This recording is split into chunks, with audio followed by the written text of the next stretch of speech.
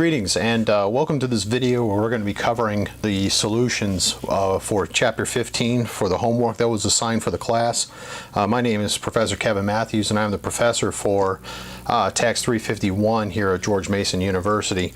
If you have any questions, you can leave your comments in the comment box below. We would also like to ask that you go ahead and hit subscribe. That way when we do further updates, especially subscribe to the playlist.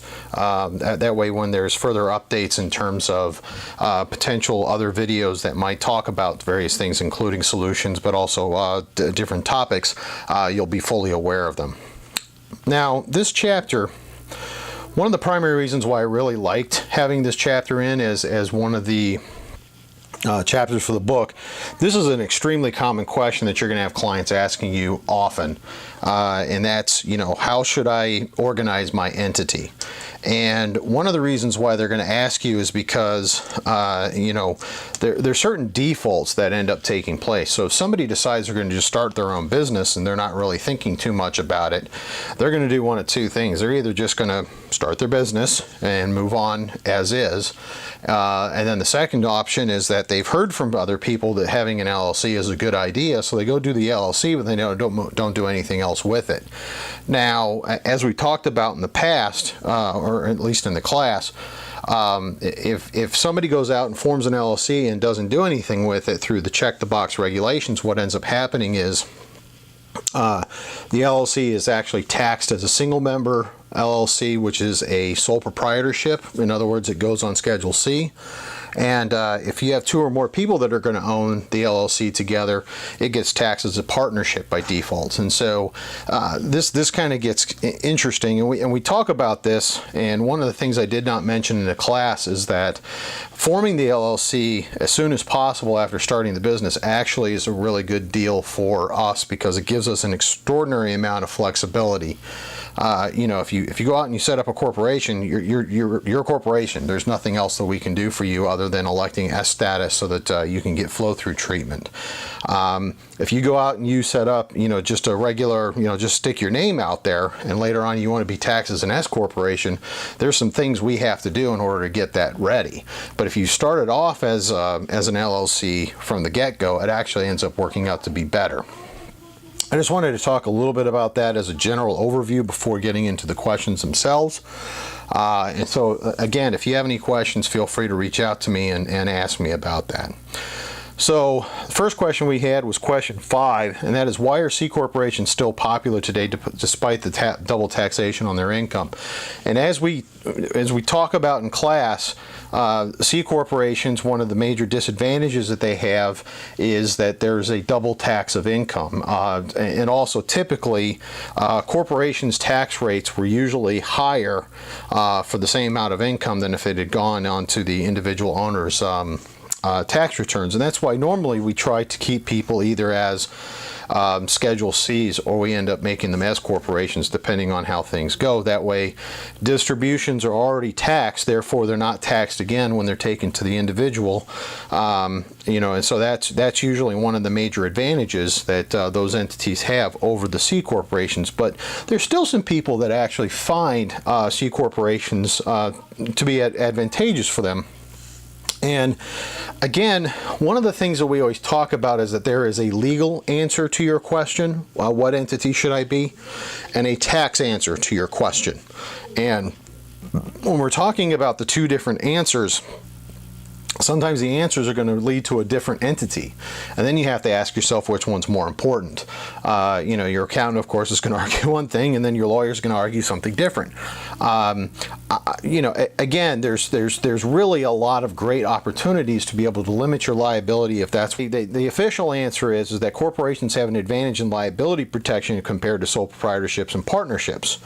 And that's where we kind of talk about in a standard general partnership, each person is a general partner and therefore fully liable for all the partnership's debts, regardless of how much money they put in or whatever. So it puts an extraordinary amount of liability on the individual, and sole proprietorships have the same problem. It's just that instead of having to, it's basically the exact same problem, because if you have a sole proprietorship without any legal liability, theoretically, they can come after, your assets if the business starts to fail. And so sometimes what they would definitely do in the past, they always like to have corporations that they would have that come in and be formed in order to make sure that there was liability protection. And so, in addition, corporations have an advantage if the owners ever want to take a business public. As a result, corporations remain desirable legal entities despite their tax disadvantages. I would say this answer was written, and this is kind of, and I don't fault the book on this one. This is something that's kind of been, it's very interesting. Let me back up a little bit. Pre-2018 changes in the law, I would argue that this was absolutely correct answer. I would have very little disagreement with it. The only problem that I'm having nowadays is I've actually been talking to a few of my accounting buddies, and some of them who elected to be a C corporation, and there's some advantages to being a C corporation. One of the things they don't mention here, and I wouldn't expect the class to know because this is something that that's kind of above and beyond what the book would talk about. Health insurance deductions. So, for example, my wife works for a company. She's offered health insurance. I'm coverable on her health insurance because she works for that company. If she elects not to have me covered under her health insurance plan, and I am a partnership, S corporation, or sole proprietorship, and I have health insurance, I cannot take the deduction on the front page of the return, which is the most advantageous that would be available. And the reason why they do that is because there's a rule in the law that basically says, look, in order for you to be able to take a deduction on the front page of the return, you have to have no other health insurance available to you. And for me, it's even worse because even if my wife doesn't have health insurance, I am a disabled veteran, and as a result of which, I am fully covered by the VA medical system, and for that reason, I don't get to take health insurance as a deduction on the front page of the return anyways. If I want to take health insurance deductions as a business deduction, I can do so as a Schedule C, or as a C corporation. I'm sorry, not as a Schedule C, as a C corporation, okay? So this actually was, very popular, especially for accountants, lawyers, and the like, because what would end up happening is usually they'd be paying themselves salaries anyways, and the health insurance would just flow through, and it would be a tax deduction on the entity level for the business. It technically should be included in my income, but there's a provision in the law that says health insurance provided to the employee, it basically doesn't end up in their paycheck, and as a result of which you effectively get the deduction. Now, when the C corporation was taxed at 35%, that meant that you got, it was like getting a 35% discount on your health insurance, which is good. I mean, nobody can beat savings like that. And so that's one reason why it was extremely popular, and it was interesting because if you took, and this is another thing that I wanted you, so that's one reason why there's that C corporations were very popular, especially amongst service industries. The second reason why they were a little bit popular is that sometimes the corporation is making so much money that it doesn't make any sense to keep it as an S corporation or as a C corporation, because the tax benefits just weren't there. And you started seeing this, I remember when I first got into tax accounting, it was when George W. Bush was still president, and we had low tax rates.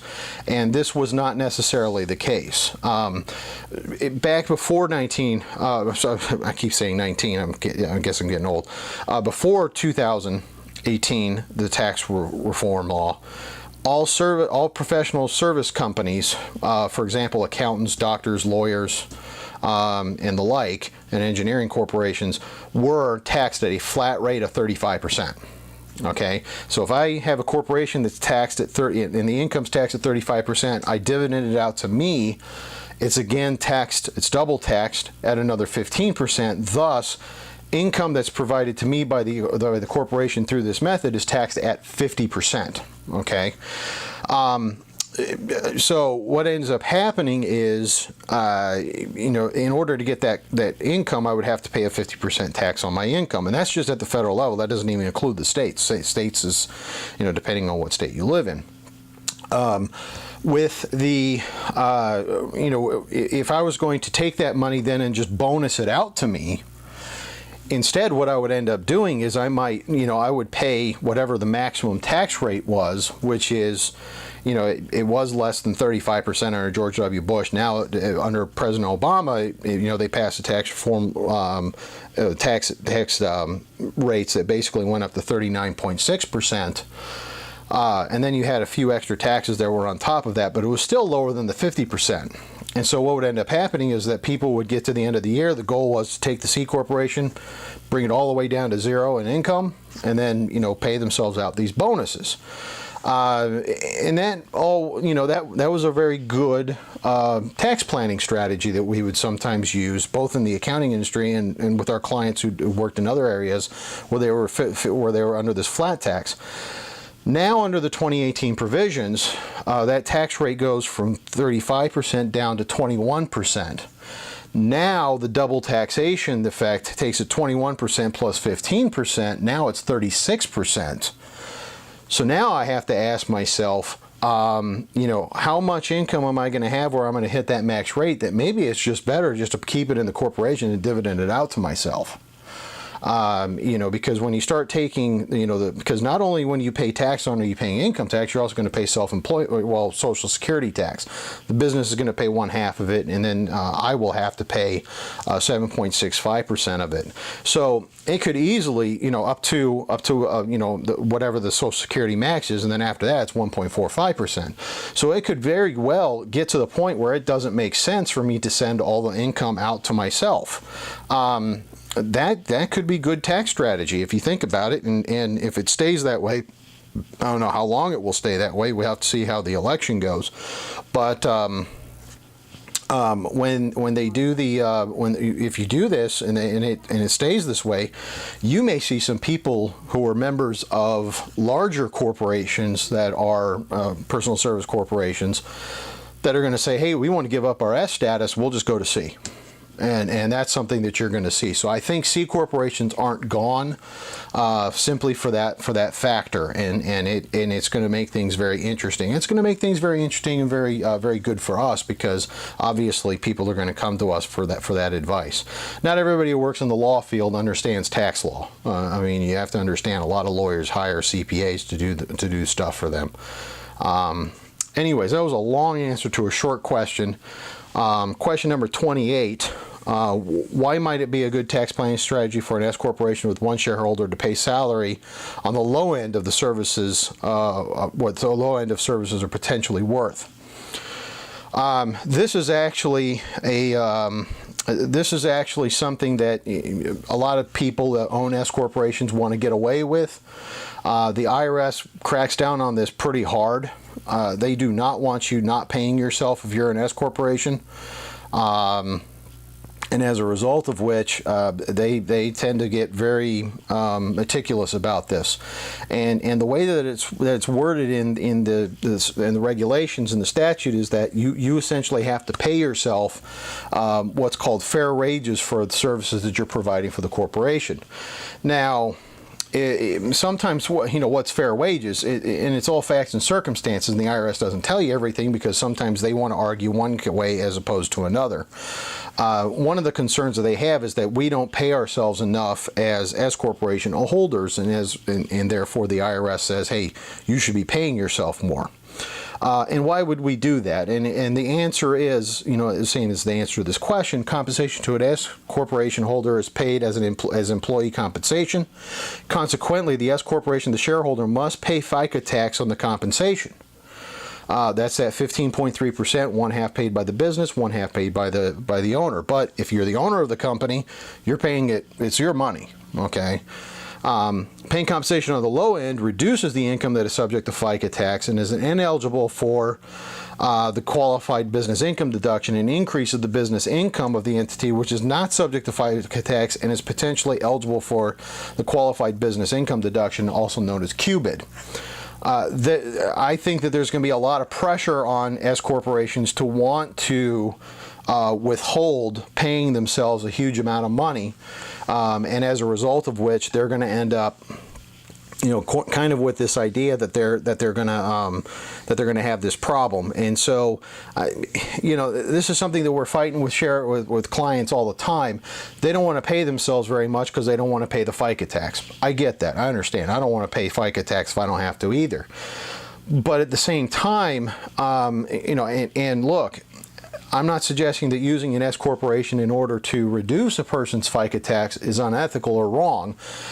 It's good tax planning strategy. However, it has to be commensurate with the services that the individual is providing to the company.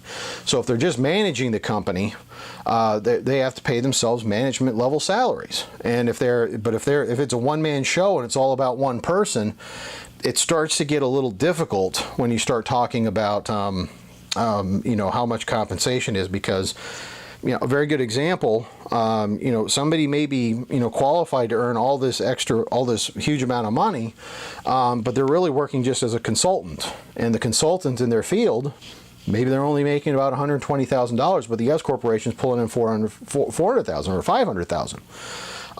This could easily become a big mess that you're going to have to deal with as a CPA, if you work in the tax field. And so this is something that we tend to work with clients on.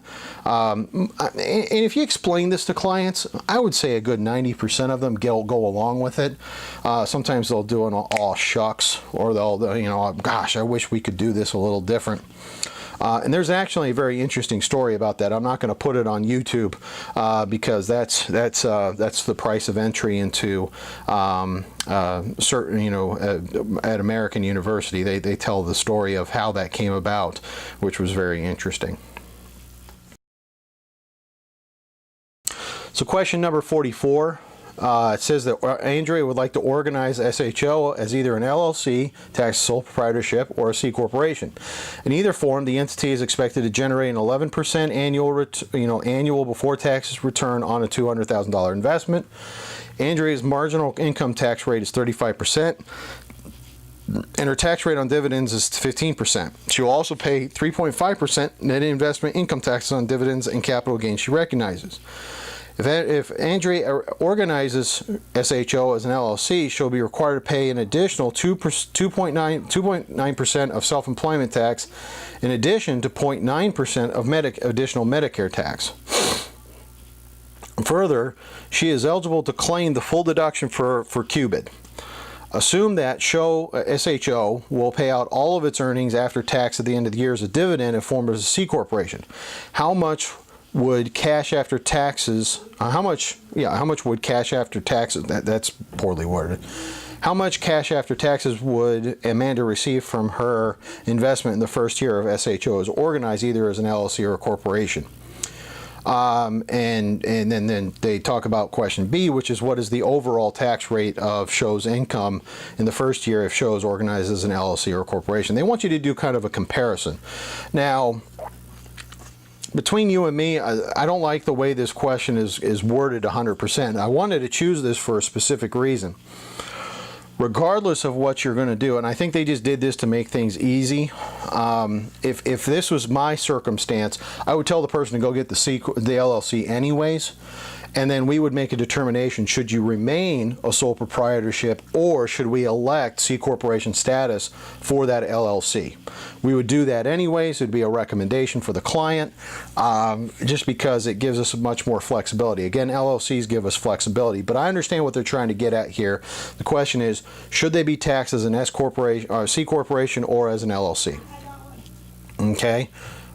I'm sorry, a C corporation or as a sole proprietorship. So the first thing we're going to do is we're going to take a look at what pre-tax earnings are. Now they said that they were going to do an initial investment of $200,000 and it's going to earn 11% each year. So regardless of the business entity, it makes $22,000 a year, and that's its net income. Okay, that's pre-tax earnings.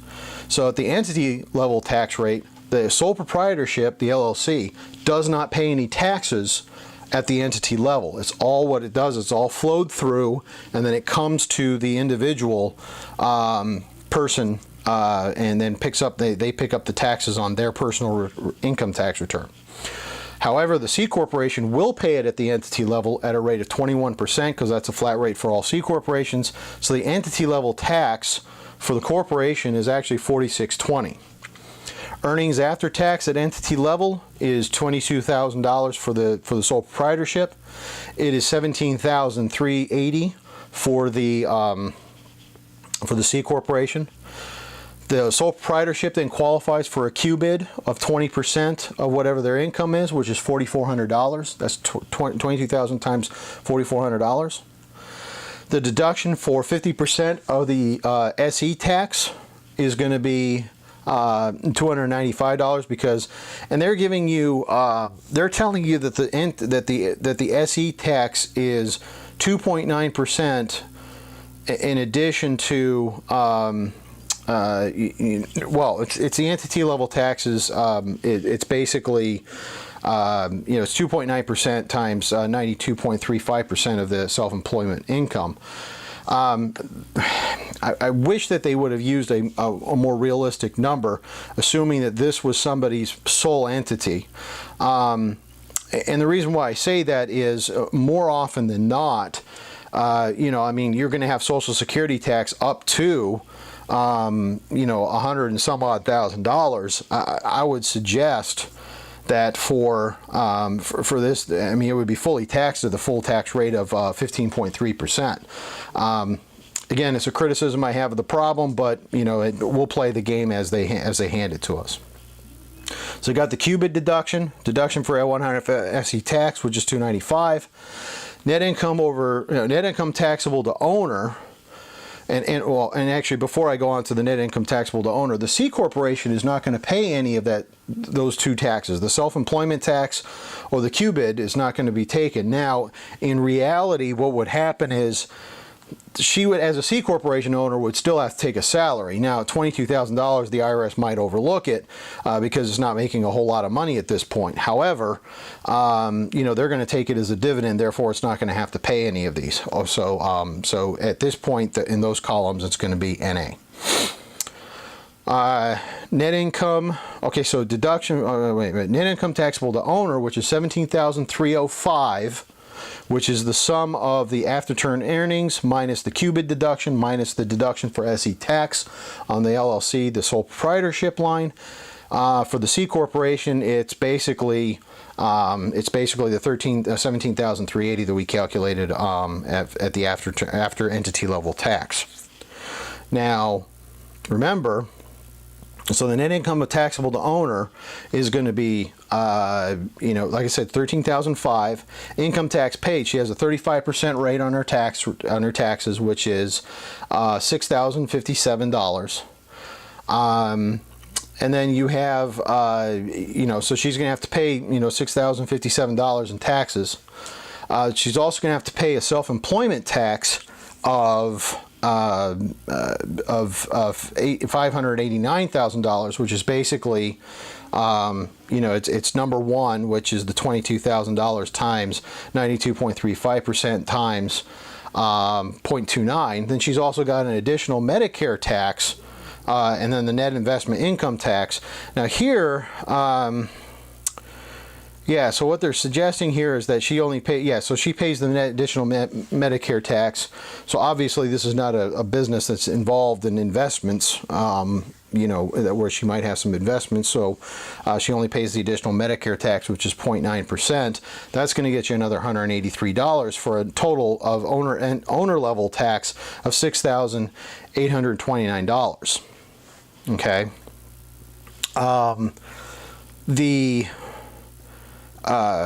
So going on to the C corporation side, you're going to have, the net income taxable to owner of $17,380, the income tax paid by the owner, which is 15%, because that's all as a dividend. Okay, and the dividends, remember, on qualified dividends are always taxed at 15%. And if this is a corporation organized in the United States, it will qualify for qualified treatment.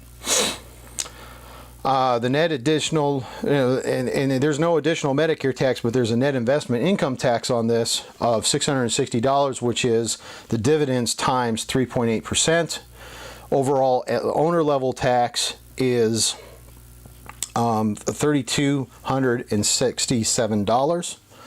After tax cash flow, which is going to be, in the case of the sole proprietorship, it's 1 minus 11, which is, so it's going to be, you know, number 1, which is the $22,000, minus the 11, the number 11, which is the owner level tax, $15,171. The corporation, it's going to be number 6, which is, they said number 6, but actually I would say it's number 7. So I'm gonna, in my version it had number 7. I've changed it to number 6, so when you see that, you'll see a number 7 there. And so it's going to be number 7, which is $17,380, minus number 11, or number, they said number 8, which is not true either. It should be number 10. Boy, they got a lot of things I would disagree with here. And actually, I would say the owner level tax, I would say it's actually 11. So it's going to, your answer you're going to see on the screen is going to be 7 minus 11. So anyway, so the entity level, so the after-tax cash flow for the person is actually $14,113. In this example, they made it seem like the C corporation is a bad idea, and according to this problem, you would say that. All right. And then, and I'm sorry, I'm going to finish level B, and then I'm going to kind of talk about this problem in general. They say, overall, what is the tax rate of SHO's income in the first year if SHO organized as an LLC or as a corporation? And what they're going to say here is that 11 divided by 1, which is the after-tax, is the tax divided by the income, which is exactly right, and that's going to be 31.04%.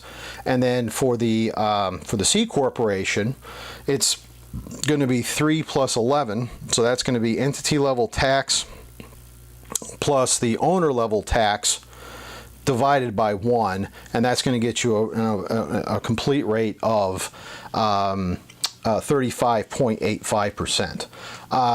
And look, I'm going to talk about this kind of in general. There's a few things that they've done in this problem that is kind of morphed it into the Schedule C, which they're saying is the LLC would be the better idea. There's a couple things that I have problems with. First of all, if this is her only income that she's receiving, it's, she should be, she shouldn't be paying a self-employment tax of 2.9%. She should be paying it at the full rate, which would be 15.3%. So I think there's a little bit of fudging that's going on here, just to kind of show that. And I don't think that it's necessarily that the book is trying to steer you away from C corporation, but it's just trying to show you how we would do this analysis. And oftentimes, and here's the other thing, we're making a lot of assumptions here. Number one, we're assuming this is her only income.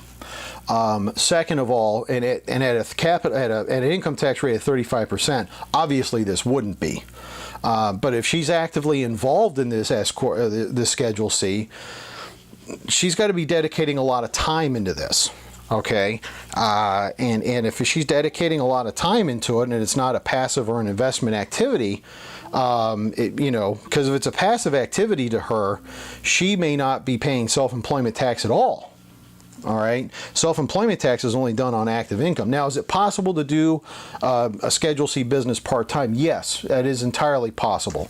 I know one of my things I specialize in my practice is I work with a lot of real estate agents, and many of my real estate agents, they start off part-time where they're working at a job, do the real estate thing until they get kind of set up, and then once they get set up, they they just journey off into to go seek fame and fortune, or fortune and glory, as the old Indiana Jones line was. So I think that if you're going to take a look at this from that perspective, there's a lot of things in here that I'm not so sure that would hold water in a real situation. And again, that's kind of like, one of the things that, and I said this in one of my other classes for another program that I teach with, one of the things about veterans is we're really horrible to watch war movies with, because the first thing we're always doing is we're saying, oh, that wouldn't happen that way. That's impossible. This is, we're always trying to correct everything, and things of that nature. And I guess it's kind of the bad thing when the CPA is sitting here looking at this going, well, wait a minute, you wouldn't pay a self-employment tax at 2.9%. You wouldn't pay, you wouldn't have a tax rate of 35% if this was all your only income. So there's a lot of assumptions that are kind of going into this. Let that be a lesson to you, though. We all know what assume is, and what it does for us and what it means, okay? Don't make an assumption. You want to talk to the client and say, look, what is your other income? Because the other income that the person does might affect how and when they're going to be doing a lot of these different things. And I think that if they had run this as a regular problem, they would have seen that the C corporation would have worked out much better for the taxpayer. But that's also making an assumption that there's no salary paid. I don't think the IRS is going to allow that for very long. They're going to want some kind of salary paid, whether it's, even if it's just, hey, you're a member of the board of directors, do a board of directors payment, or something, because there's just something here that you're doing some work for the company, and so at some point they're going to probably require that. So question number 51. We have McKinsey is considering conducting her business, MAC 561, either as a single member LLC or as an S corporation. Determine McKinsey's after-tax cash flow from the entity's business income and any compensation she receives from the business, assuming her marginal income rate is 37%. Her marginal FICA rate on her marginal FICA rate on employee compensation is 1.45%. Her marginal self-employment tax rate is 2.9%. Any employee compensation or self-employment she receives is subject to the 0.9% of additional Medicare tax. Finally, Max 561 will generate $200,000 of business income before considering the deductions for compensation MAC pays to McKinsey, and McKinsey can claim the full qualified business income deduction on MAC 561's business income. All right. So again, I don't want to make too much of this, but I would tell them go ahead and form the LLC anyways. I would not have them go out and form a corporation unless they have an intention at some point of taking this corporation and making it into a publicly traded entity at some point, which I've never run into somebody who wants to do that. Usually what will end up happening is they want it to be a C corporation. They only want to be a C corporation if it's going to be tax beneficial to them. And as an LLC with the check the box regulations, we can make you a sole proprietorship, a partnership. We can make you a S corporation or a C corporation just by checking the box and filling out the form and sending it in. You don't have to worry about, whereas if you make it a corporation, say you make it a corporation and 5 years from now, the other party gets back in and they put the tax situation right back where it was, maybe the S corporation is no longer valuable for them because they're not making enough money and it's becoming too much of a pain in order to pay themselves salary, so it's better to go back to being a Schedule C. Generally, it won't happen that way, but, I'm just giving you a just suppose. There have been a couple times where I've seen where people have decided to remove the S status and move back to either a sole proprietorship or a partnership. It doesn't happen very often, but usually when it does, it's usually tax driven. So given all that, and again, forgiving my desire to kind of correct people on things, for the first one, McKinsey conducted MAC 561 as a single member LLC. Business income was $200,000. The Q bid which is $40,000 deduction for 50% of SE tax, which is going to be $2,678 because it's going to be the self-employment tax times 2, or sorry, divided by 2 or times 0.5, depending on how you want to do it. The net income tax on net income, taxable business income, it's kind of an awkward way of wording that, is $157,322. Now here's something that you would have to ask, and this is something they did not ask. So the question of the day is McKinsey married or not? Okay, $57,322 is getting very close, and actually I think it's just, you know, as I recall, it's I mean, we're talking like this much under the limits for this. So in this problem, it's not as important, but being that close, it's definitely something you would have asked. Are they married? Because if they had gone over, if she's single, and she goes over that you know, 157,500 limit, she's going to be limited in her Q bid, right? So we have to basically be careful about that. And we're assuming, you know, and this is also making an assumption that this is 100% of her taxable income. So looking at her business income, again, you know, like I said, we got down to the 200,000. So income tax paid by owner is going to be 58,209, which is the taxable income of 57,322 times 37%. The self-employment tax, which is again 92.35% of her self-employed income times 2.9%. Additional Medicare tax, which again is self-employment income times 0.009, which is 0.9%. So the total tax that she's going to end up paying is $65,227. Okay, the after-tax cash flow is $134,773. Okay, I think it's pretty easy to understand how it got there and how that makes sense. Now, letter B. They conducted business as a S corporation, and she received a salary of $100,000. All business income allocated is also distributed to her. Now, in an S corporation, you generally would not do this. So business income before compensation is $200,000. She takes $100,000 of salary. There's a FICA deduction of $1,450, and essentially why they do that is the FICA deduction is going to be what the business gets to take as the deduction, because the business is the one that's liable for that portion, and that's going to be 1/2 of her self-employment tax, which is 2.9%. So the division of that by 2 is 1.45%. Business income allocation and distribution to owner is $98,550. The Q bid then is the number 4, which is the $98,550 times 20%, for a deduction of $19,710. Taxable income and taxable business income is $78,840. The tax on the income is going to be $78,840 times 37%. Now, why is it 37%?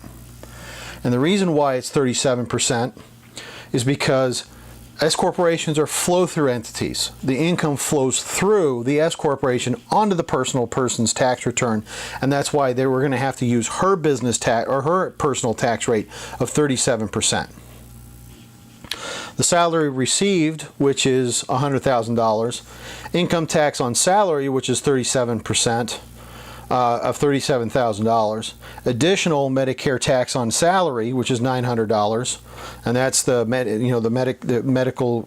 It's basically the wages times 0.9%, and then the FICA tax paid, which is 1.45, which is the employee's portion.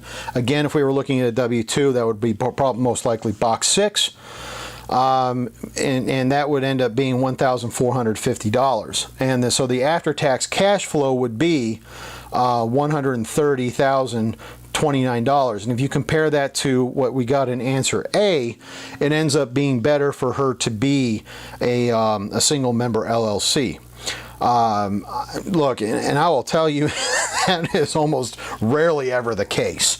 That the S corporation versus the Schedule C, it ends up being better. Most of the time, if we decide to stick with the Schedule C, it's because of hassle dealing with payroll.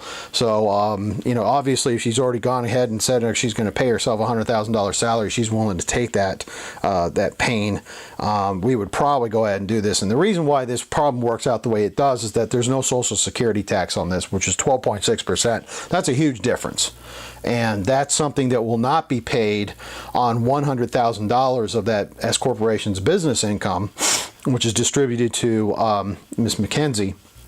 And as a result of which, she would save a lot more money than if she had stuck with the business income. And I think the main reason why they did it is that Social Security tax, because it caps out, and again, it's the only regressive tax that we have really in the United States. Once it caps out at the Social Security max, which was about $127,000 last year, there's no more tax above it. And so that kind of makes the calculation a little convoluted. They could have given you a flat rate that was more realistic, but again, they didn't do that.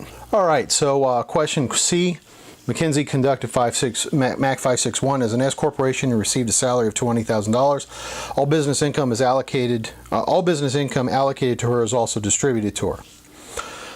The business income before compensation is $200,000. The salary of $20,000. FICA deduction of $290, which is the salary multiplied by the employer's portion of the 1.45%. So the business income allocation and distribution to owner, which is $179,710. QBID is then going to be 20% of that, and that's going to get you to a number of $35,942. $35,942, and then if you add that plus the line 4, you're going to get your net taxable business income of $143,768. Income tax on the net business income then is 37% of line 6, which is $53,194. Again, the reason why we do that is that her tax rate is 37%. Her salary received is $20,000. She's going to pay 37% tax on that salary. The additional Medicare tax is going to be 0.9% of her salary, which is $180. And the FICA tax paid, which is the employee's portion that they're responsible for, of 1.45% of the salary received. The total after-tax cash flow is $138,646, which when we compare that to the previous one is $130,000. $130,029. It's going to be better by somewhere around $8,500. And so, which entity compensation combination generated the most after cash flow, and what are the primary contributing factors to this favoring this combination? That's where they start saying, okay, the S corporation with a low salary was the best bet. The factors covering this were, number one, the small amount of payroll tax on the low salary. 2, the relatively large QBID because of the low salary, and 3, none of the relatively large business income was allocated. Business allocation was subject to FICA or the self-employment tax. I say the IRS could potentially evaluate the salary McKinsey performed and determine it was unreasonably low. If so, the IRS could possibly reclassify some of the business income as salary. What happens if that takes place? And I'm going to break off and I'm going to talk about this for a second. What happens is they assess that you paid it low, and as a result of which, one of two things happen. If she paid a little bit of income to herself, so she filed a payroll tax return. They're going to go back and they're going to basically say, you filed the income tax return wrong. We're now going to charge you interest and penalties for failure to withhold correctly. All right. It's very difficult to be in a situation where that doesn't get expensive very quickly. Even if you said, I don't want to withhold anything from my salary, I want to pay all my taxes on my own, through quarterly payments, FICA is still required, regardless of whether you like that or not. And as a result of which, you've under withheld on your salary by at the 7.65%, and then of course the employer's portion of it. And so you're going to be subject to an immense amount of pain as a result of that. Going back to the answer, it says the single member LLC was a close second because it provided for a larger qubit. However, this advantage was offset by the fact the entire income was subject to self-employment tax, or 92.35% of it anyway. And in fact, I would say even more so because they didn't put Social Security here. They did not put any Social Security in. Now that's probably making an assumption that this is a part-time investment. She takes $200,000 of her own money and decides to do something on the side. That's what I'm assuming that they're doing, just based off the facts that's provided to them. And so that's the reason why it worked out the way that it did. The majority of people that you're going to deal with as clients aren't going to have that. They're going to be people who this is their sole business and this is all they do, and as a result of which they need to figure out what the best options are. Almost always the S corporation is going to be a good option for them. I mean, there's facts and circumstances that might prevent that from happening, but so definitely you want to do the analysis. But generally it's going to work out for them, except they're going to have a lot more requirements in terms of payroll tax and making sure that their payroll is being done correctly. A very good example of this, though, when they're kind of talking a little bit about this, it could well, let me back up, because one thing I want to say about this is there's a lot of analysis that goes into this, and of course we're going to charge our clients for that. That's what we do, but that's where you can really take a look at this. And I keep telling you guys in class, this is money. This is we our clients demand our expertise in figuring out what's the best picture for them, and we're going to do what's best in their best interest, obviously within the confines of the law and within the confines of Circular 230, which is the guidance that we receive. And in looking at this, more often than not, I have certain guidelines that I use. I won't talk about them in the video because it's proprietary information. But there are certain guidelines that I tend to use when dealing with clients who come in and want to talk about this. There's rough figures that we can do, but then they can come to us and say, "Hey, I need you to." And tell you a quick story. I remember I had a client who contacted me and basically was ticked off because her previous CPA didn't talk to her about S corps. And she said, I don't think that, he did me right. She came to me and said, "What do you think?" And I said, well, look, and I looked at her situation. I said, ballpark it. I think you should be an S corp, but I would need to do a full analysis in order to be able to make that determination for sure. She asked me to go ahead and do it. We did the analysis, which took about 2 hours, and then we did the discussion, which took about 3, because she was asking every question under the sun. And I think that the main reason why she was asking every question under the sun, she wanted to make sure that there wasn't a logical reason why the previous person didn't recommend this to them. You may have to walk your clients through this because there's a lot of math involved. It may be quick math for us after we get to where we get to used to doing this all the time, but generally speaking, there's a lot of math involved, and as a result of which, we need to walk through this and be detailed about this, and remember that the clients that we're talking to may not be as math inclined as we are. And that's okay. You don't have to be. Nobody has to be everything. I can't paint pretty pictures. If I draw pictures, it's going to be stick figures. But that's neither here nor there. I'm very good at numbers. I'm very good at the relationship of numbers, and as a result of which, we can do this analysis for our clients. All right, so this homework review went a little long, but there's just so much stuff that I want to pack into this. If you have any questions about this, you can leave comments in the box below. I'll get back to you. And if you're a student of mine, go ahead and send me a quick message and ask me your question, and I'll be happy to address it. If you have any questions about anything outside of this, feel free to do so also. I ask that you send it to my business email, because what will happen is sometimes school email, things get buried as you guys are always handing in your homework. I want to say thank you very much for watching this, and have a good day.